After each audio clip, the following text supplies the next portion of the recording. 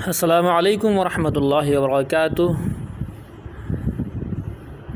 کئی دنوں سے یہ 3-4 دنوں سے ہی ایک مسئلہ گردش میں ہے، واٹس ایپ پر، فیس بک اور ٹویٹر، نہ جانے کس کس سوشل آئی ڈیز پر یہ چل رہا ہے کہ ایک امام صاحب اپنے موبائل کو آن کر کے اور باقاعدہ تراویح پڑھا دیتے ہیں، اور ان کی اقتداء میں 10 لوگ اپنے گھر پر، 20 لوگ کسی اور جگہ، 4 لوگ کسی اور جگہ، ان کی آواز سن کر کے، حالانکہ ان میں دوری بہت زیادہ ہے، کوئی 20 میٹر کی دوری ہے تو کوئی 50 میٹر کی دوری ہے، کوئی 100 میٹر دور ہے، کوئی 1 کلومیٹر دور ہے، اور بہت سے تو کوئی دلی ہے تو کوئی امروہہ ہے تو کوئی مراد آباد ہے، اس طریقے سے تراویح پڑھ رہے ہیں۔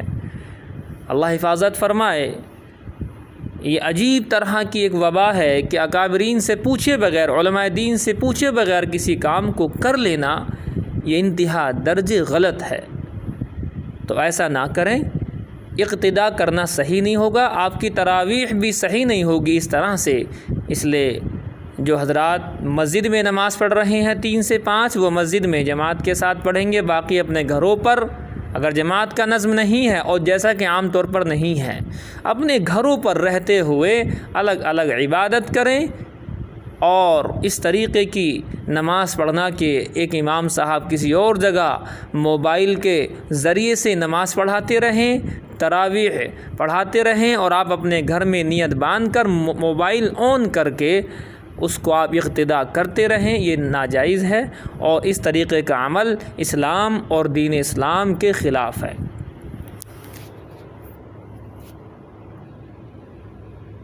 اور ایک دوسرا اہم مسئلہ اسی میں یہ ہے کہ انجیکشن اور گلوکوز کی بوتل یا اس طریقے کی کوئی بھی ڈرپ کیا رمضان کے روزے کے بیچ میں لگا سکتے ہیں یا نہیں لگا سکتے ہیں؟ تو اس کا مختصر سا میں آپ کو جواب دینا چاہتا ہوں کہ 2 جگہ کو چھوڑ کر پورے جسم میں لگ بھگ سبھی جگہ پر جائز ہے ڈرپ لگانا بھی اور انجیکشن لگانا بھی۔ وہ 2 جگہ کون سی ہیں؟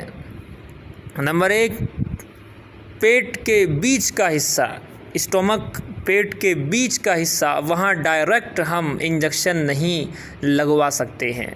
نمبر 2، سر اور ہیڈ کے ڈائریکٹ ہم اس کے اندر انجیکشن نہیں لگوا سکتے ہیں۔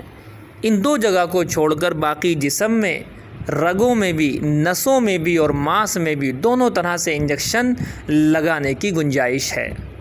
لیکن اس میں ایک اہم بات یہ ہے کہ انجیکشن یا گلوکوز کی بوتل، ڈرپ، کوئی سی بھی ڈرپ اگر لگوانی ہو تو رمضان میں روزے کے بیچ میں تب ہی لگوائیں جب کہ کوئی سخت ضرورت ہو۔